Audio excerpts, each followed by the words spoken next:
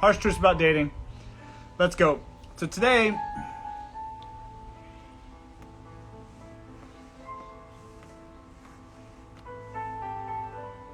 nice even burn there. Okay. Listen. Harsh truths about dating. And relationships in general, I guess. Today I posted a video stitching a girl who's like, well, maybe she would, sleep with you more or something if you this, and this, and this. Like listing off a list of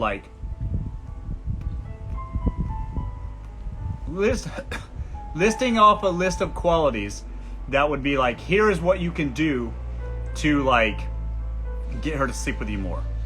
Like thus complaining, whatever. And I'm saying that there are plenty of situations where people, men and women, this definitely affects men more, I think. But that's just sort of a colloquial thought. It's not really like a statistic. But I believe this affects men more. Where men are trapped in sexless, loveless marriages. Where they haven't been laid in years. Maybe once a year on their birthday, But it affects women too. There are women that are stuck in situations where they feel like their husbands or whatever, boyfriends won't touch them, and it's been months or years. And I think that despite how they behave, that you shouldn't use sex as like a reward system in a relationship. You know what I mean? Like, if they behave this way, then that. Because then you get stuck in like a principle issue where it's like, well, he didn't do the dishes today, so therefore, I'm not going to sleep with him.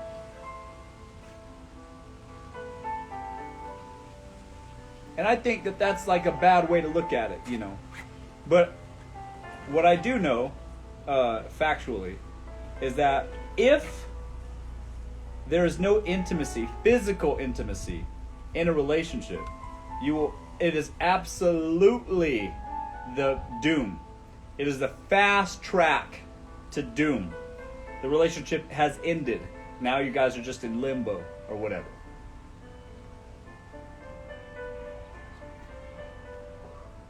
People underestimate it, It's so important. Like, it's ridiculous, actually, how important it is. And it's the number one complaint that I hear from men. Now, I hear it from women, too, to be fair.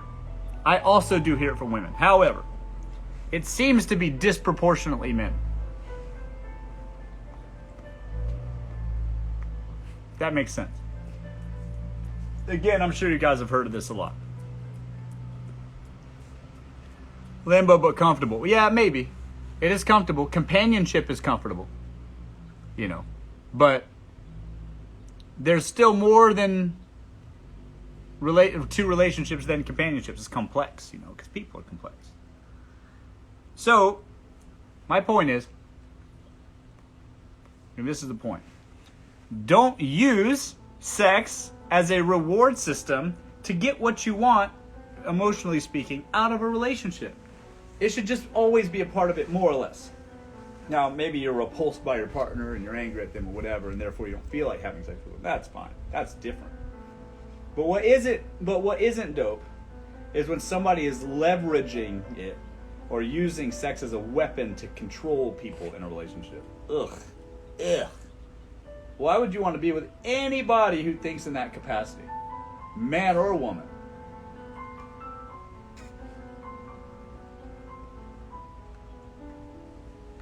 I've seen grown men cry, weep even, when their wife of X amount of years, they have children together or whatever, they haven't,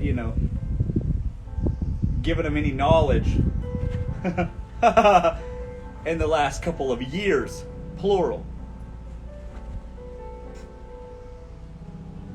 Grown men cry. And they feel trapped, like in a prison, like they're shackled now. What are they going to do? And if they go seek recourse in some way, then they're going to be a villain, you know? The family's going to be angry at them. They're going to get tied up with the courts. You know. Just want a little knowledge, ladies. I don't know. What do you guys think? Thanks for following me, guys. Hey, Rita.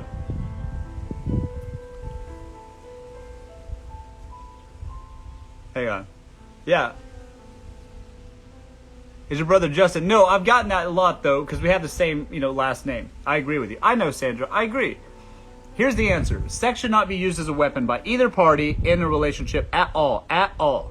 Okay? It should be it's a part of every healthy relationship. It's more or less, it's a need and a want, but it's a need too for both parties. And if you're using sex as a weapon, you're headed towards an unhappy, miserable relationship that will inevitably end bitterly.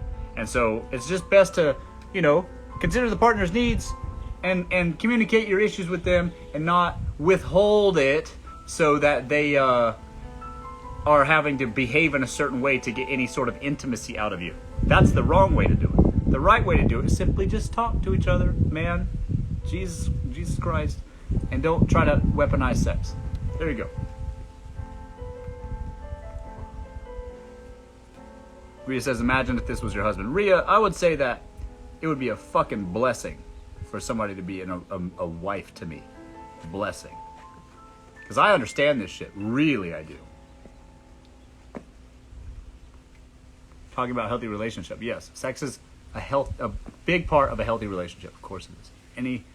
Any family therapist will tell you that. What about thruples? Thruples is the same thing, just more complicated.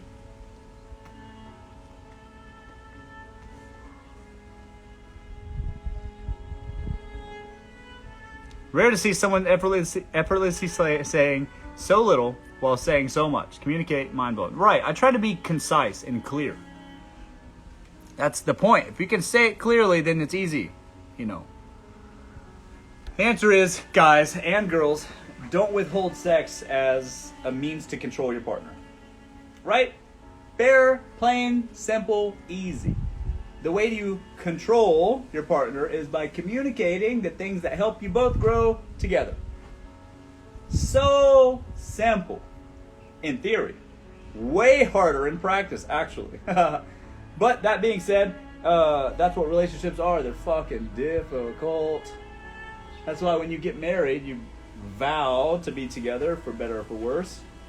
And sometimes the for worse seems like it's been going on longer than it should, But it is a vow, and you should honor that vow if you have any sort of fucking respect for yourself or human decency or tradition, whatever, religion, whatever reason you do it for. But it is a vow. So even if it's hard, you should still go through with it anyways. Does that make sense?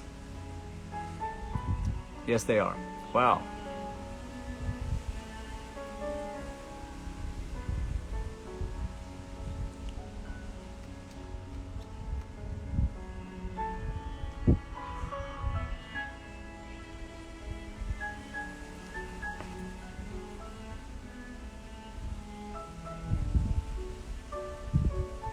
Hi, guys.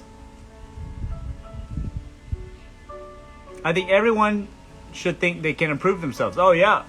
Yeah, self-improvement is sort of a journey, right? That's sort of the thing you go on, sort of one of those endless journeys that never end. Like I said, it's just like you're perpetually self-improving. People don't really get more into the self-improvement space until in their 30s, So usually 20s, you're just judgmental of others, don't know shit about the world or yourself.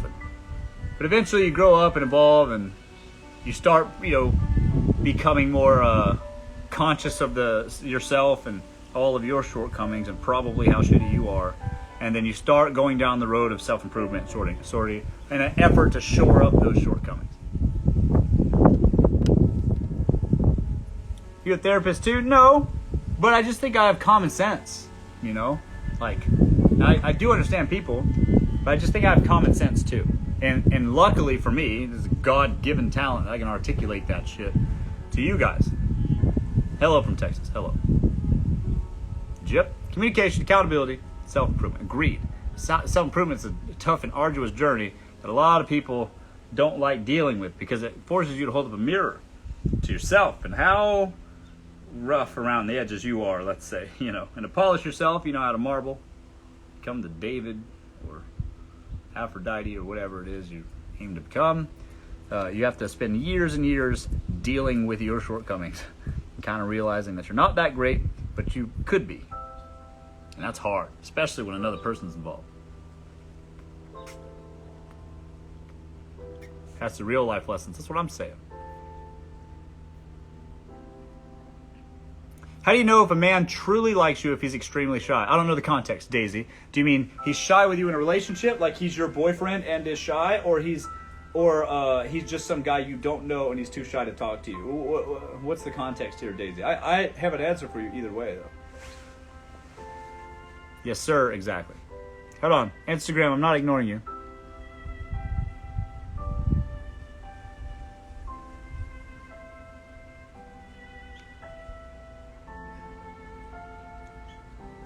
Sorry, I missed it. How's it going, homie?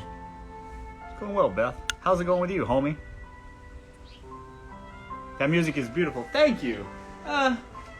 It's okay. Sometimes it's better. Sometimes it's not. It is. It's okay. But it's all right. I like the song. Okay, so what's going on with you? What did you mean, Mariah? Does anybody help you out?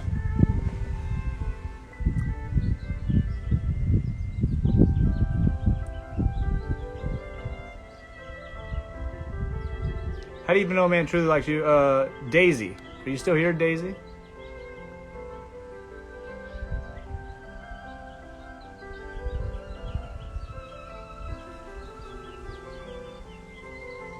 Integrating your shadows, right. Radical acceptance. That's what I'm saying. I agree.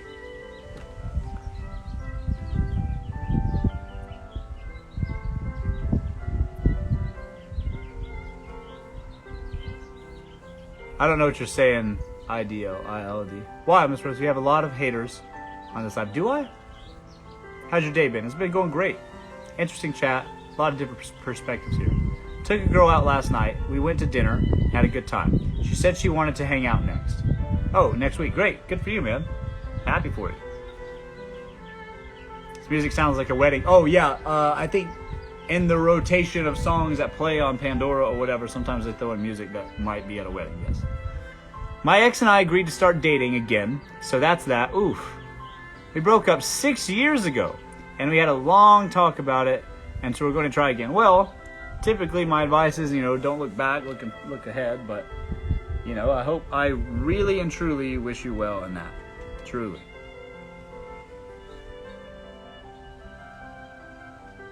Hasn't texted me. Let me restart on TikTok. 1 second, guys.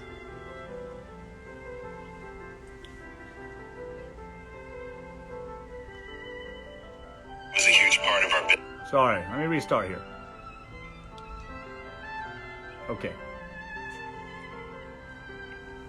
Okay, let's talk. Let's talk on TikTok. Sorry about that, Beth. You didn't answer my question. Sophia, I didn't see it. Sorry, say it again. I missed it. Sorry, Sophia, I'm not ignoring you. But let's talk about it while I'm here. What is your question? Repeat it for me. Maybe I can scroll for you. Yes, sir. What's up, Brennan? Hang on. Maybe I can find it.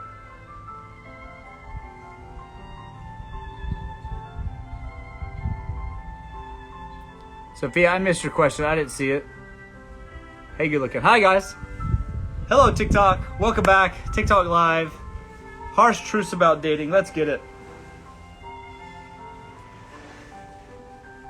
Let's talk about it. How are we doing today? Hope that we're doing well. Harsh truths about dating questions. Let's go. Hi. Hello. Welcome back, man. Good to see you. She hasn't texted me yet. Well, as a man, you should probably be the one texting texting her. You know, be the tip of the spear. Let me do this so I can see better. Be the tip of the spear. Be the initiator. You know, invite them out. That's the best you can do. If they want to join you or whatever, then great. They don't. That's okay too. Keep your options open until further notice. Hope that helps, McMahon. What happened? Oh, I just restarted. What's up, guys? What do you think is the biggest cause of fear and commitment of men? Well, here's the thing with men. The biggest cause for fear of commitment with men is the thought that as their life progresses and improves, that they can do better than you. And it sucks because oftentimes, you know, they might, but oftentimes they won't. So they just think that by committing to you and going down that path might limit their options in the future. You know? And to be honest, fair enough. I mean, I understand why men think that, are very concerned about that. Women too. But particularly in men. Because they believe that once they start earning more, they start making more, they start doing better, they start doing these things, that the world will continue to open up for them, and then they want to, you know, experience the new opportunities that become available. And so their fear of commitment comes from wanting to potentially, and I say potentially, have the opportunity to find a better woman than they think you are, which is a shame. But that's the harsh truth.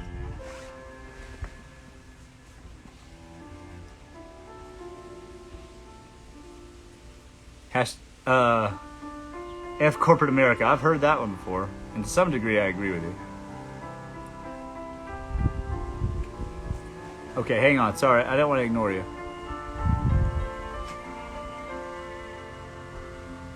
Christy, I always leave when I see red flags I've dealt with in the past. Yeah, well, right. That's the point. That's the best part. So here's the thing. This music is hella loud. Hang on. Let me. Can you guys hear me still, or is this too loud? I can turn it down a little bit. I'll turn it down a little bit if I have to.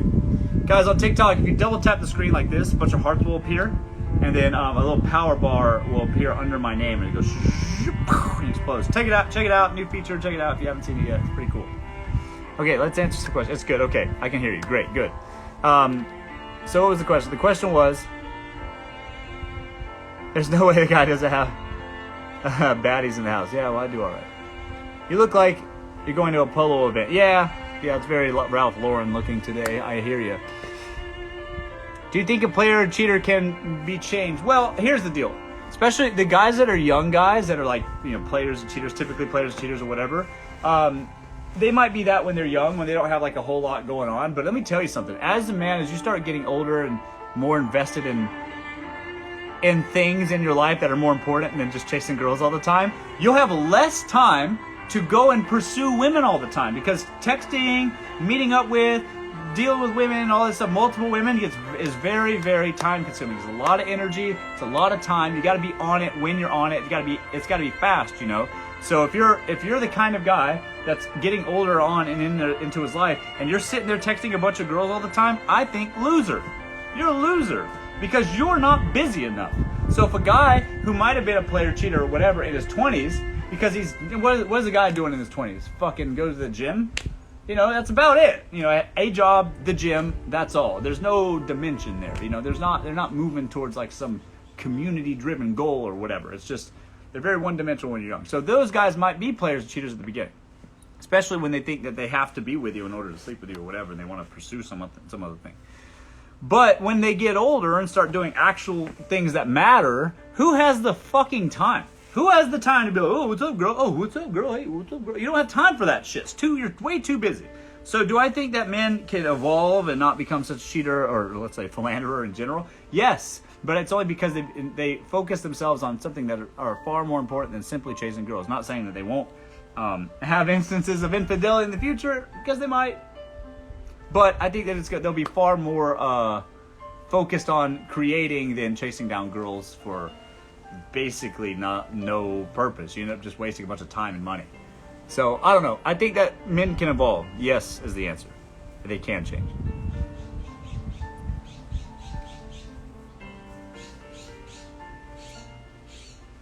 I believe, agree that players can change because they become, because they can turn into men. That's exactly what I'm saying.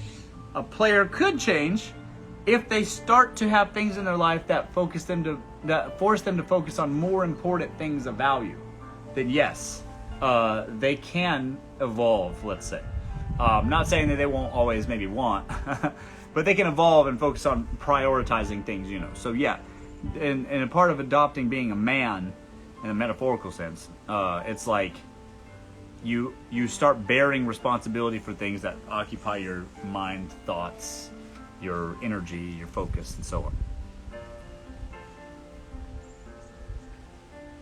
I think 90% of SoCal women are for the streets. Have you dated 90% of SoCal women? I would just simply say that yes, some people are for the streets, and yes, some people make good relationship material, and then that's that. That's what I would say. And I wouldn't. So I try not to put people in buckets, because that leads you down a dark path. Once you start judging everybody you meet, you just prejudge them because you think 90% of SoCal women are for the streets.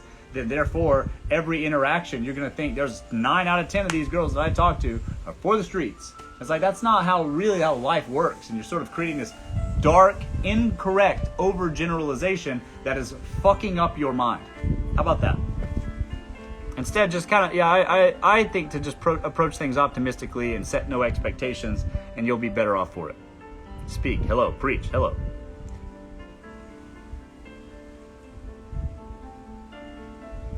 Dating is hella tough in your 20s and 30s. I agree. But I wouldn't say that it's limited to your 20s and 30s. I think that dating can be hella tough at all ages. It's not easy to find somebody that's compatible with you and agrees with your probably not well thought out opinions and deals with your bullshit that you aren't even aware of, and all these other things, and also aligned with your life goals that you might not even have formed yet, and moves in alignment with the growth you have as a person. All of those things are challenging, and all of those things are incredibly difficult to realize even for yourself, much less dragging a person along that road with you. It's fucking hard. It's always hard. And it's always hyper competitive. It's just the way it is. That's the dating landscape, and it's always been that way. So yes, dating is hard. Let's just stop there, not just in your 20s and 30s.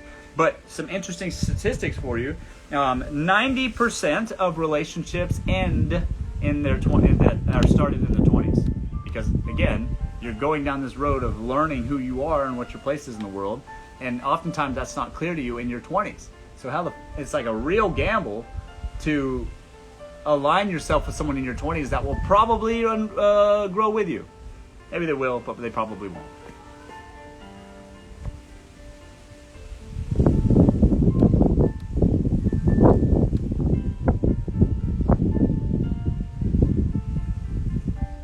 Is a guy ever too busy for a relationship? Yeah.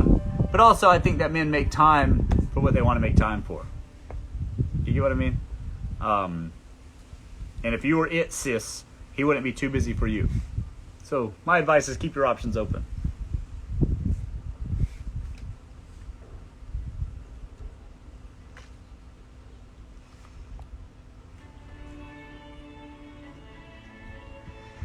I'm so glad that I'm a widow and in my 50s and do not have to tolerate the diabolical nonsense. Well, it's not necessarily diabolical. It's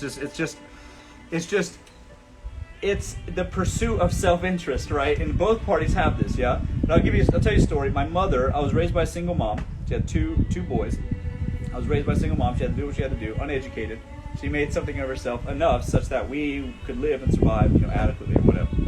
So, she went through 3 husbands. She went through 2 husbands and is now on her 3rd. And she's in her 50s, married to a man. And at this new chapter of her life, she couldn't be fucking happier. And more importantly, the guy that she's with is dope. I have no fear or concern about my mother's well-being at all, because this man loves my mother and takes care of her but more than any other man has ever taken care of her in her life. And I don't only mean financially, I mean in every way. This guy is fucking dope, and I love him for loving my mother, because I don't have to worry. It's great. And he's younger than her by a little bit. I don't advise that for you young women, but the older women date a little bit younger. Okay, he's younger than her, and he fucking loves that woman, and I'm grateful for that.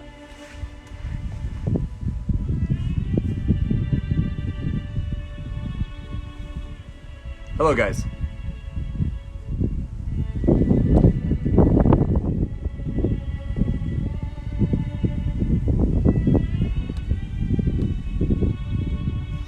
What kind of behaviors make the hottest girls unattractive? Women that are just extremely combative and vindictive and manipulative and just there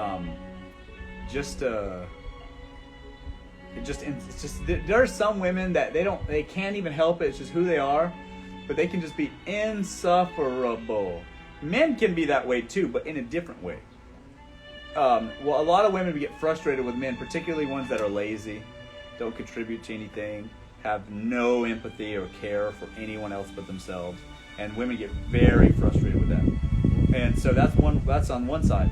The other side is being with a woman who is just an insufferable bitch all the time, and she's just constantly nagging you about nonsense, and now you guys have to argue about stuff that don't even apply to you two.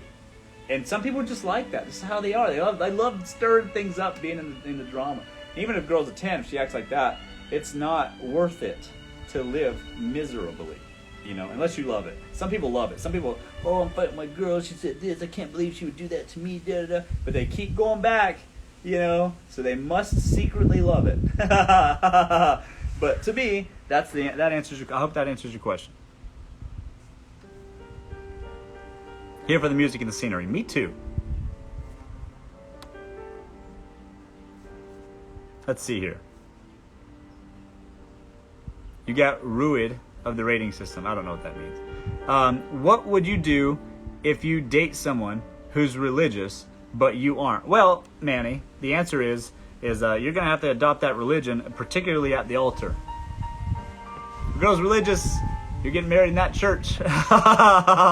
You see, depending on the religion, you'll be religious to some extent. But I will say this: if the way that somebody wants to live their life, the way that what they produce, in their life, and how they want to proceed in it, you're going to have to sort of adopt if you want to consider it long term. You can't. It's very hard to have somebody that's fundamental views on how life should be lived, not only for themselves but for others, particularly kids. And if you don't agree with that, you're going to have a hard time agreeing on how to raise kids, and then that's the recipe for disaster. So I think you should be really in alignment with that, and either you're converting or you're leaving. Hello, I'm watching from Bahrain. I don't know exactly. Checked in. Good. Check in, guys. Check in. Double tap the screen. Da. Please make a video of that. I just did. This is a video of that. This is all being recorded. Maybe I should clip it. Oh, you mean of one person's religious and the other person isn't? I can do that. I'm single again for the first time since I was 15, and this dating thing is an absolute nightmare. Well, Joanne, how old are you now? And yeah, I agree. Dating again can be challenging. It can also be the best thing that's happened in your life, literally. You get what I'm saying? Some people think that your career matters, that the money that you make matters. The money they make does matter a little bit, but if by dating again, you might meet the most important person in your life, a companion that can help you deal with and weather the bullshit of life, yeah, and be the father or mother of your kids, and be the person that is there with you on your deathbed. Maybe dealing with the bullshit of dating is worth the upside for the potential for that sort of companionship in your life. Because let me tell you, as you get older, nobody gives a shit about you. Trust me. And the only person that maybe will is like your girlfriend, wife, husband, whatever. You see? And so, and life is a tough and arduous journey alone. What's up, boy?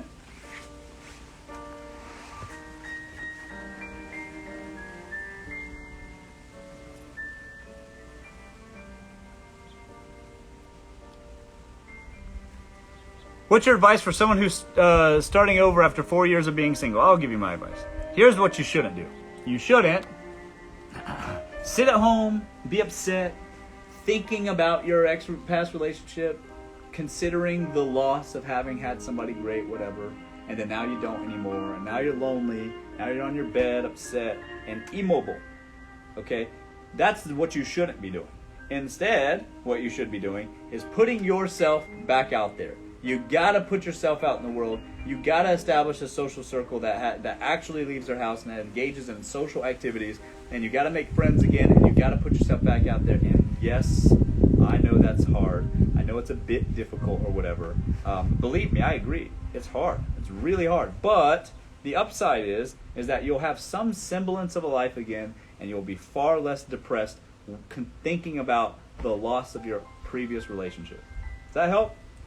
I hope it does. Put yourself back out there. You're not Rapunzel. No guy's going to show up and say, let down your hair and climb up into the castle and save you. Nobody's going to appear in your lap and jump on your couch or whatever. It's not going to happen. You got to get back out there and be social again. Hello. How do you meet a new circle when you're old? Hang out in the places that people your age hang out in. You have to make an effort to get out there. Maybe a club, a country club could be a good idea. Church group, local community events. Got to figure that out. But the answer is not sit at home alone and be depressed watching TV or fucking TikToks or whatever all day, because that is a miserable life. And we live and thrive amongst people, and we need to foster good, healthy relationships. That makes people happy. So do that. Hello from Thailand. Hello. True. Hi. Hello, guys. I'm religious and it's difficult to date non-religious. Oh yeah, I bet it is. I bet it is. That's exactly what I was just talking about earlier. Well, damn. Hi. Hello, guys.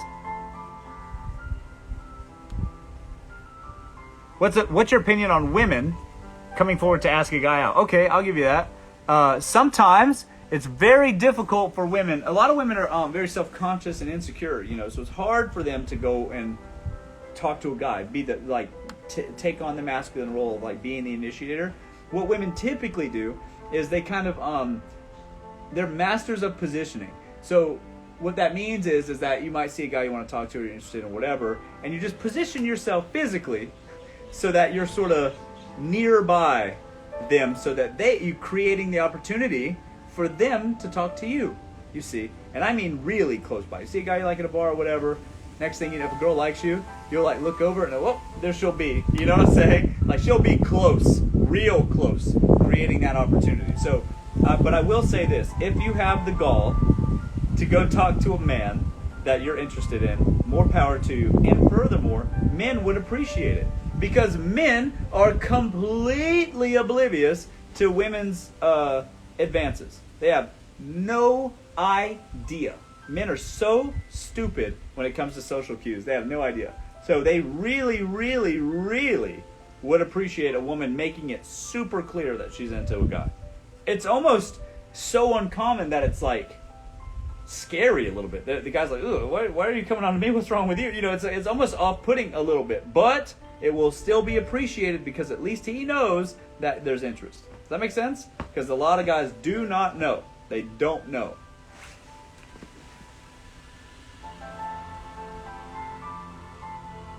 Celibacy is so depressing. It can be. What about men? I'm sorry, I don't know what you're talking about. Hello, handsome. Hello. Super excited to get back out there. Let's go. That's what I'm saying. Then what can we say? What can we say about what? Yes, a beautiful mountain. Well, it's a hill. But it looks mountainous, I guess. I will say my rejections have been a pretty positive experience for the most part. Yeah, it's as long as people are polite. Most people aren't going to be outright dicks to you. They might be, but if they are, there's usually something going on with them. It has nothing to do with you. Oh, hill. Okay, it's really hard for me to read in the sunlight here. Okay. Do men like when women come on strong and confident, or shy and vulnerable? I think that men like both. I think men will appreciate a woman coming on strong and confident and expressing their opinion of interest towards the men. Again, men would be like, oh yeah, okay, I know she likes me. There's no confusion. Men would appreciate that. But you, as a woman, you should allow the man to sort of take the lead. It'll make him feel more masculine and he'll appreciate you more for it. So the answer is a little bit of both. And be smart enough to gauge when to deploy either one of those strategies. I hope that helps. Hi. Hi from Colombia. Hi.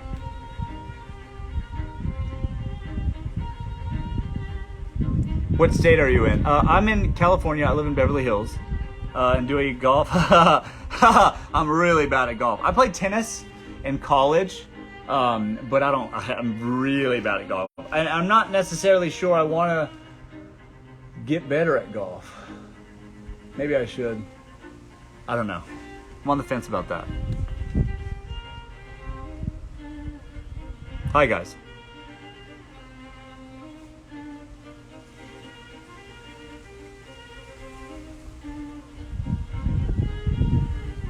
Hi from Kenya. Hello.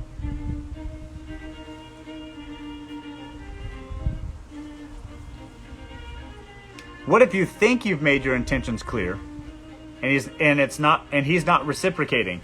Let it go. Well, if he's not reciprocating, that means he's not interested, right? And that's just the same way for men. So if you're a woman, you go up to a man, you're a woman, you go up to a man and say, hey, I really like you, and I'd like to see where this goes, blah, blah, blah. And he doesn't reciprocate that, or at least it reciprocates some level of interest. It doesn't have to be the exact same emotion. But if he doesn't reciprocate some level of interest, why would you want to try to force it with somebody that's not there for? Because even if you did push past it and get there, he might not ever feel the same way for you that you feel for him, and then you're going to end up being this one-sided, shitty feeling relationship. Why would you even want that? If they don't reciprocate feelings towards you or interest in you, then find somebody who will.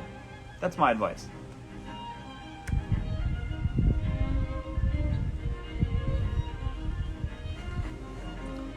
Where's your outfit from? God damn, guys. I don't know. I think the shirt's a Canale. I don't know. So okay. Or when he wants to see you regularly, then when you try to get closer, they pull back. I don't know what you mean, Leanne. Like pull back physically? Can you still be friends with your ex? I think that it's not a good idea.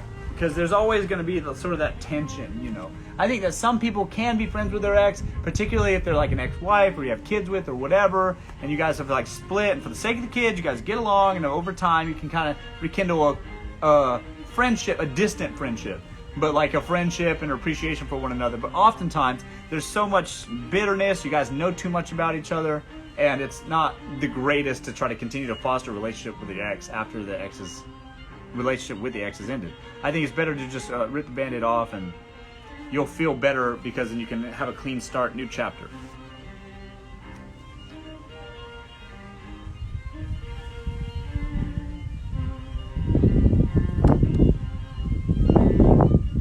How do you go from friends with benefits to dating? If he's not dating you by now, he likely never will. Sorry to tell you that.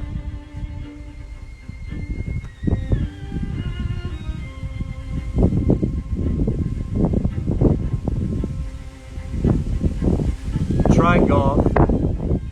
I'll take you, and we'll play 9 holes. Oh, will we, Laura? We might, actually. That sounds like a date, actually. Hi, how are you? I'm great. Okay, let's see here. John, thoughts on military guys trying to have a good relationship while in the military? It's tough. And it's tough for a lot of reasons. Long-distance relationships are tough, you see. And the thing about that is, it's not like you guys are in long-distance relationships where it's like, you're at a college and then they're at a college and you guys are living free and you have mutual trust or whatever. With the military guys, they're off wherever the fuck, and you know for sure they're stuck with a bunch of dudes in the barracks or whatever, and then while the woman has the opportunity to have all these social encounters that the men that are out serving don't really get. So it's usually like there's certainty on the woman's side that the guy's not fucking around. But on the other hand, there's a man that's across the world maybe for 18 months, longer, and then now it's like you just got to trust that you got a good woman back home. I think it's a good idea to serve your country. I think that it's a very noble thing to do. But just, set the expectation that you're going to be distant from a whole other human, and they're going to have a life to live, and they're going to have wants and needs that might supersede their loyalty to you. That's why a lot of military guys get cheated on, and it's tough business, man. But it's better to be out there serving your country, remaining hopeful, than it is to be out there resenting women. I'll put it that way.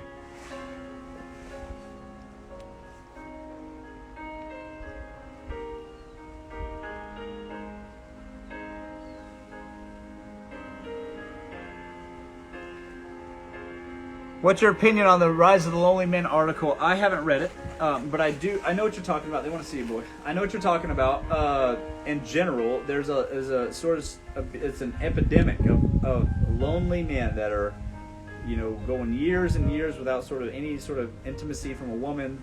They're going like they're sexless and unhappy, and they're starting to become bitter and resent women as a whole. And it's getting rough. And it's getting worse, and I see it to be a continued problem into the future, and it's a real tragedy. That's why I'm sitting here right now trying to help.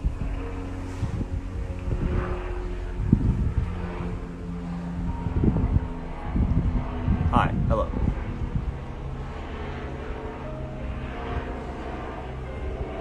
Hey Molly, how's it going? Good to see you again. You're so handsome. Thank you. Good days and bad, though. Hello from Venezuela. Hello.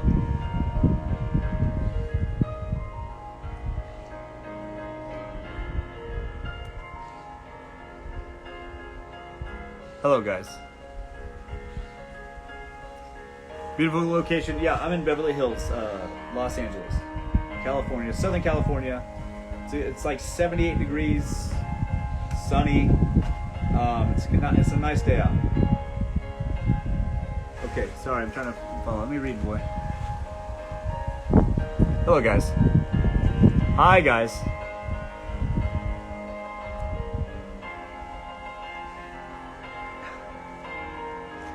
Sorry, how do you react when girls compliment you? Depends on the compliment, I guess, because sometimes they can be a bit, rude. They're trying. It's like compliment. It was like backhanded compliment. You know what I mean? People can do that. But I try to be, thank you. I try to be appreciative of any sort of pleasantness. Sure. Hello. Hi. Are you single? Are you hitting on me? Is it a good idea to date older men, 30 plus, as a 19-year-old with no dating experience? It depends, Tiara. First and foremost, I'm on the side of as long as it's legal, it's okay. More or less, live your life. Do you? If you're a grown person, you want to date whoever you want to date. That's totally fine. That being said, when you have a big age gap, there's not necessarily anything wrong with a big age gap, but you got to understand that they're going to be like ahead of you in life. So there becomes some issues of relatability. Okay. But you don't entirely need to be super relatable anyways. Men and women have their own interests that are almost always separate anyways. Like, for instance, I'll give an example. Men are interested in watching sports. Women are interested in watching, let's say, reality shows. And they often don't really respect or appreciate each other's sort of pastimes or whatever. And sometimes hobbies, too, and all these other things. As long as you get along and you guys love one another, that's all that really matters. And if it works for you, it works for you. And don't let anybody tell you otherwise. Only because of you. What's up, Jessica Shea? What's up, girl? Hey, nice of you. Thank you. Is that by Calabasas? No, I'm in Beverly Hills. Not by Calabasas at all. The only thing I'm bitter about is that at least the married people can have sex and they're complaining. Shut up. Well, Sophia, especially as a woman, you can have sex pretty quickly without being married. But the thing is, you think that you're saying that, oh, well, they're married, so they get to have sex at least. But here's the thing. There are so many marriages where men and women are together out of habit, out of a sense of duty to the family, their family, or the kids, or whatever. And they haven't had sex or any sort of intimacy in years, plural. And they're miserable and shackled to each other in that reality. They can't go outside and find sex. So, because if not, the government gets involved. They start. You have divorce proceedings, a big ugly mess. Alimony's a bitch. And then so instead of having sex at all, they're just living together, sleeping in the same bed or separate beds, and they never touch each other. And just because they're married doesn't mean they're having sex by default, because there's a lot of sexless marriages out there, a lot of them.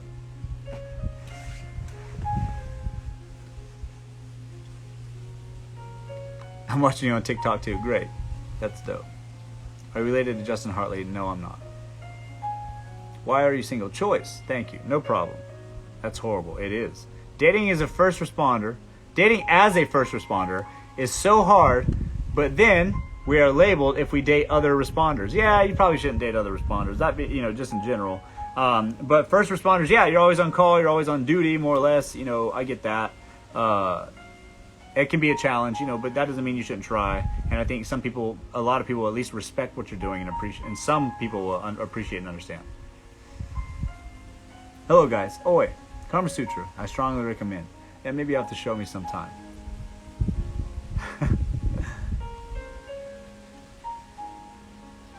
Oh, the little pooch so sweet. Yeah, he's a good boy. He means well. He's a good boy. He's a handsome boy. Yeah, I like him. He's got to start paying rent, though.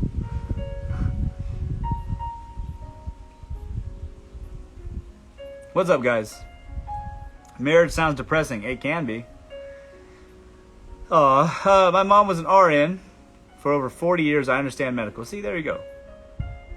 Cute dog. Good size. Yeah, I like him. You hear that, boy? Said you're a good size. That's good. Maybe I'll take him off that diet. What's your dog's name? Max. Okay, good morning. Hello, guys. Hi, everyone. I believed in the Bible when it says that you cannot withhold sex. Yeah, well, that's good that you choose to believe that part, Sophia. You and I might get along. I don't know. I'm from Indonesia.